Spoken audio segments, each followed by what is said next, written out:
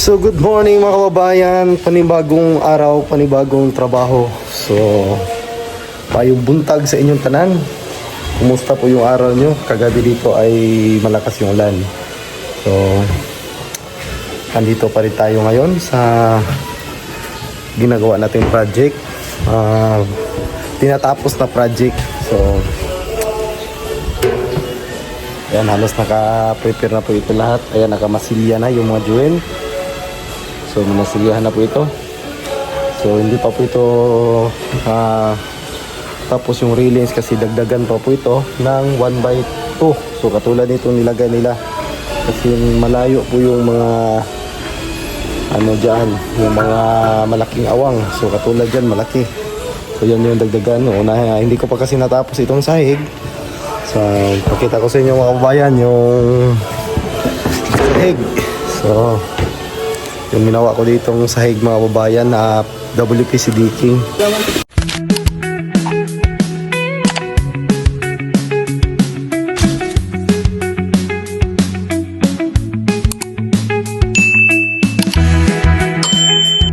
So dito naghahalo sila ng skin coat.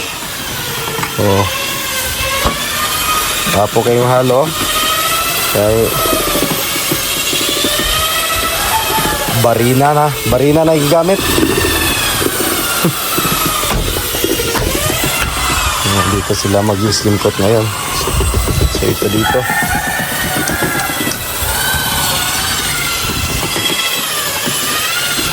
Mamaya may mag-ano na dito. May tao na dumating. So pagiba ko na to. Ito naman dito yung pagiba. So maglalagay lang tayo ng extension dito na side. So hindi masyadong malaki. Importante malibre lang po ito. So medyo makalat pa. Mamayang hapon papalinisan ko po ito para hindi masakit sa mata. Kasi napakadaming kalat. So palinisan natin yan mamayang hapon. So dito, ayan, yan po yung pagkakabit ko ng decking. So kung napapansin niyo, wala po siyang malalaking awang. So wala po siya mga kababayan. So kung nakikita nyo, kasi yung pag-install ng decking ay talagang may space po ito mga kababayan. Bawat joint nya. So may talaga to, may space. Kasi may bracket po ito na nakadesign talaga ito na medyo may awang siya. Pero ang ginawa ko para kasi nasa to bahay po ito at ito po ay parang naging tiris-tiris ng nila dito sa bandang harapan. Kaya so yung ginawa ko ay dinikit ko para hindi naman siya pangit tignan. Kasi kapag sinunod ko yung design ng WPC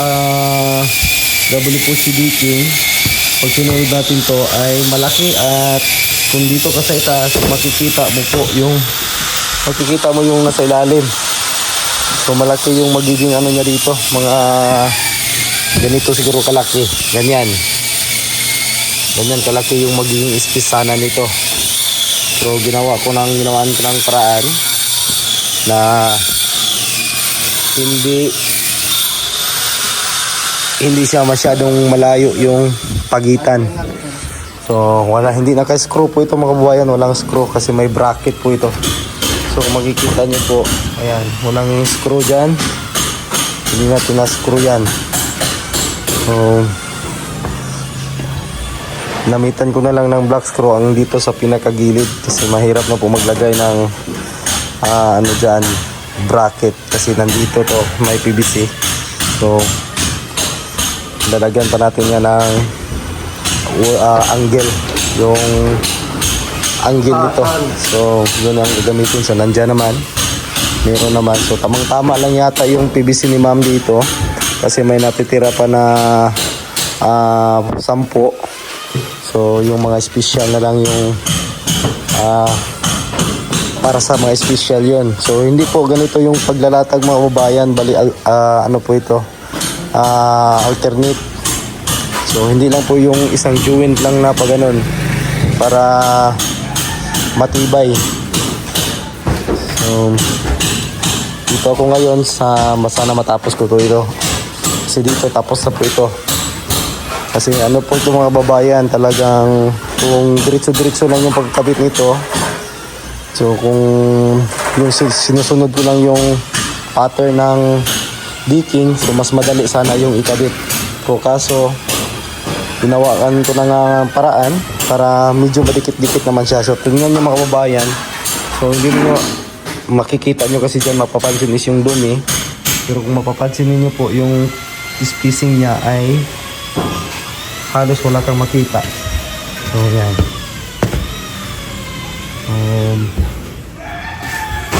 maganda at matibay naman tong decking kasi pang outdoor po ito, so matibay po siya. So problema lang dito, lalong-lalo na dito kapag umuulan, tutulo talaga yung tubig dito sa ilalim. Para matibay siya mga kababayan. So yung itim na yan, ang pintura na yan ay matibay yan. Epoxy enamel. So yung gamit dyan mga kababayan. So matibay po siya. So yun lang at gagawa na po ako ngayon dito. Update ko na lang kayo mamaya sa mga ginawa ko kasi hindi tayo magkapag video. So hindi ko nadala yung tripod ko. So update na lang ko kayo kung ano yung matatapos ko para magiging update din yung may-ari, si ma'am, kasi wala siya dito, na alam niya kung ano yung mga ginagawa namin. Kahit nasa pakyawan kami, importante pa rin na makikita ng may-ari yung mga ginawa namin. Baka may hindi siya magustuhan, so may isasuggest po siya na huwag ganyan. So ganun talaga yon kasi ito mayroon ng plano po, may plano naman doon, pero kaso may mga marami nang na iba. So kaya nagdepende din tayo sa may-ari kung ano yung mga pwede niyang ibago dito. Pero sa palagay ko parang wala na po itong babaguhin. So sa dito na side, ganito na to. So patuloy ko na lang po itong pagkakabit ng decking. Pagkatapos ito, babalutin ko pa ito. Pagawa ko pa ito mga kababayan para hindi na po ganito yung makikita hanggang sa itaas kasi yung mga ginawa ng unang gumawa dito. So ayun, may mga ano pa, may mga butas-butas pang naiwan pati dyan. So takpan ko yan para wala namang masakit sa mata na makikita yung may-ari dito. So yun lang at gawa pa ko. Ngayong hapon, ngayong araw. So ito din yung update mo sa bahay mo, ma'am. So ayan na, inipisahan ko na pong tatapusin dyan na side. So ito po yung nangyayari. So bali alternate po yung mga special. So hindi sila pantay ng join. So ayan, tingnan niyo po mga. So dito at may isang straight tayo, tapos may isang ano na din, may isang dugtong din, tapos may straight. So bali alternate po yung pagkakabit natin para matibay yung, hindi lang yung isa lang yung joint. So para maging matibay din yung paglalagay natin ng decking. Ayan. So ito na lang po yung tatapusin ko kasi mabusisi po ito mga kababayan kasi dinikit natin. So ayan po yung, ito po yung bracket nya. So ayan. Yan po yung mga bracket nya. So yan po yung naghahawak ng decking.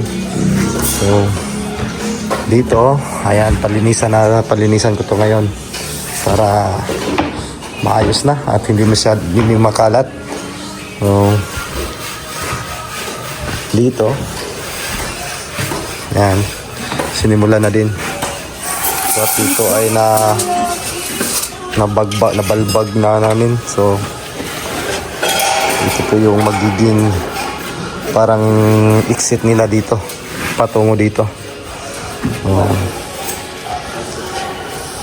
Pupormahan po ito katapos buhusan para malibre, para baka mahulog po tayo dito kung walang flooring dyan. So ito na yung mga kasamahan.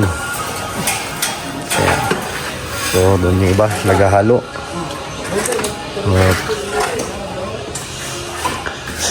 Sinimula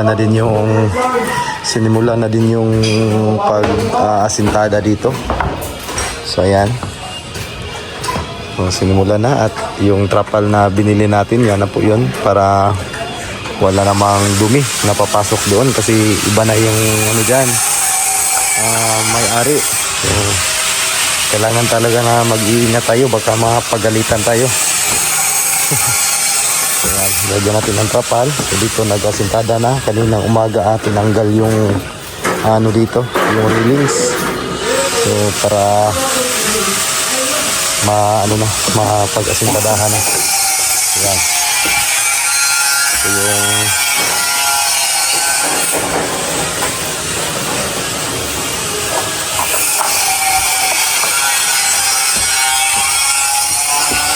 so dito, ayan, sinimula na din i-finish yung mga poste. Ayan dito. So maganda na din yung mga poste kasi na masilyahan na. So bago ito masilyahan, nilagyan mo na to ng waterproofing. Ayan, naka-skin coat na. Second coating na, Nicole? One coating pa na. Ito may second. Ayan. Ito hindi pa po ito pwede. Kasi ano pa yan, waterproofing pa yan. Ayan, hindi pa yan pwede plastira. Hindi pa yan pwede lagyan ng skim coat kasi bago pa din yung palitada. Kahapon pa yan dyan natapos. So ayan, paano naman natin yan patuyuin ng maayos bago skim coatan pati dito. So yung mga skim coat nila dito, ng ano na, tanggal naman din ito nandi ay. Pero flexible na nang ni. Wala na yun, nangaswat na yung ano, skim coat dito. Dito roman tato karon ibalhin na po sa ubos. Kurot jud di ba? Tanggalo na lang ginikutob sa kuana ni kon. Oh. Ay bantay kon. Oh. Sus tanggal. Ano man ni area man ni no? Pangit mo lang kuana ni kon, skim coat gamit nisyon. Tanggal lahat. So tatanggalin na lang po ito. Malaking trabaho. Paulit-ulit yung trabaho. Agad nipilit sa simento, no? Harapinis manunta. Maintag naka-smooth na. Nyara pa yun. Pagkuhan na, bigyan sumbog ka. Huwag mo paugaw. Init.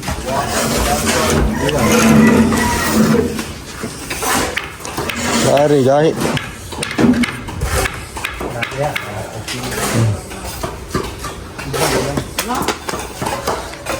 Marami na kami ngayon dito. So, marami, mas mabilis.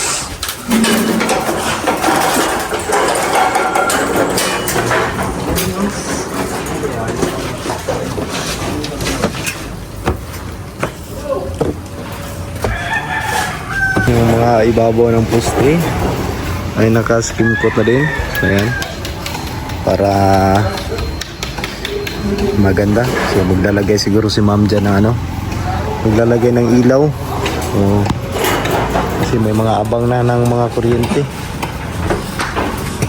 May mga wire nang nakabang. Ayan.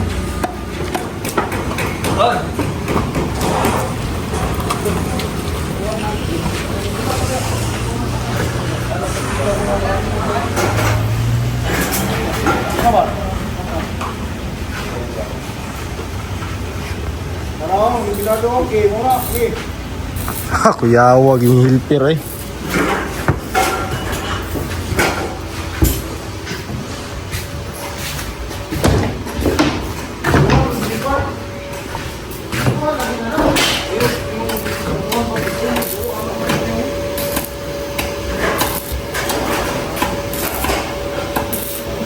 Nakuha na ito kang amo, may nato.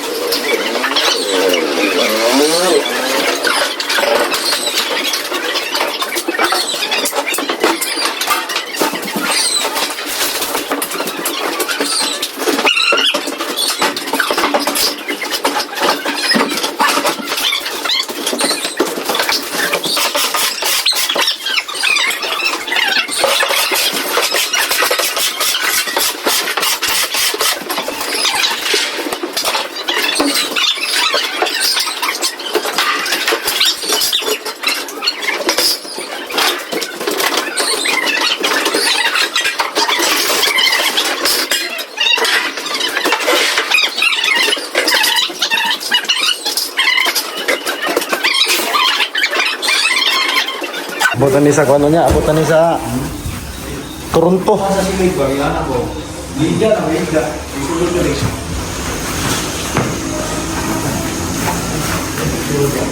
Karaan.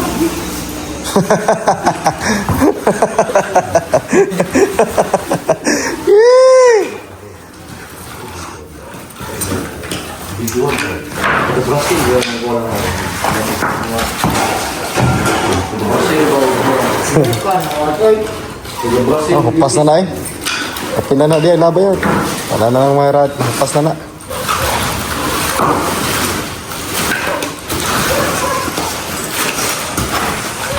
Ginto na. Tato. Ito guys, kami ito.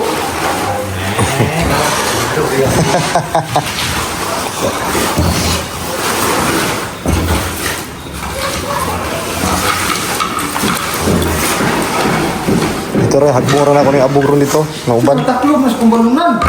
Taklo bagunan ang isindigan mana yo. Taklo pa na ko ni si mo lang.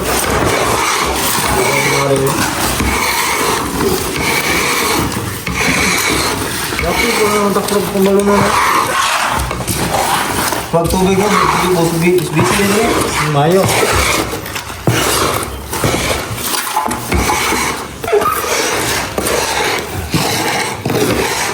Ay, mayo na pagkatulog ganun niya. Siligan ako ni mayo para di mo mabugan. Trapuhan ako, trapuhan. Boss, lamay kayo tulog boss. Ano ko mamamputin boss. Meron ba guys ako mo ba? Oh, nice na. Oh. Apa niyo? Apa to? Sulod rago na oh. Wala naman na, ano? Bag na eh. Ay, bakal niyo.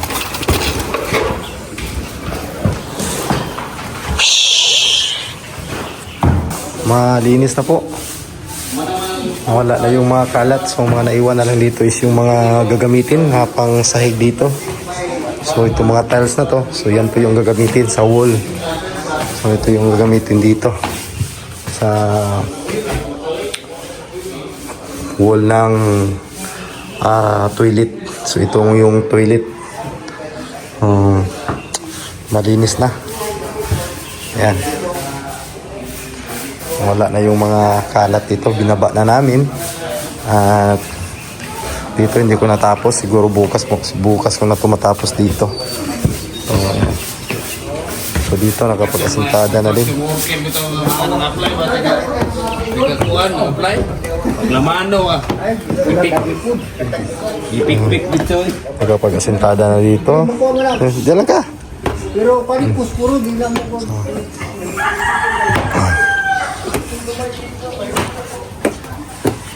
So nalinisan na yung Pwede gani puspuring.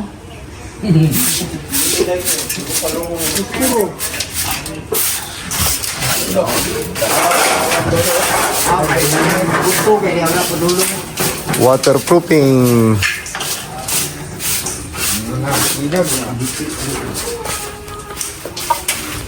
Unsa ka?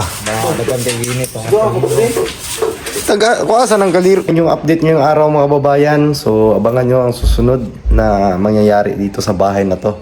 So sa may-ari, sana mapanood niyo po itong video na ito ngayon. So malinis na po doon sa itaas. So malapit na po tayo doon tapos siguro sa may isang linggo matapos na po yun doon. Pauna natin yung mga pintura doon pag tapos na yung mga pagta-tiles ng CR at saka ng bathroom at saka ng toilet room. Bukas matatapos ko na po yung pagsasahig ng decking. So lilipat na po ako doon sa pagkakabit ng SPC. Dito sa baba, na lang po dito sa baba. Hindi na masyado dito. Maraming gagawin. So ito yung mga kisame na nasira. Yan na po sila na po yung magre-retas dyan, yung kakabit ng aircon. Sila na yung magbabalik dyan sa mga nasira nila. So, yun lang, God bless. Maraming salamat pa rin sa inyong panonood at suporta ng aking channel. So maraming salamat po sa inyong lahat.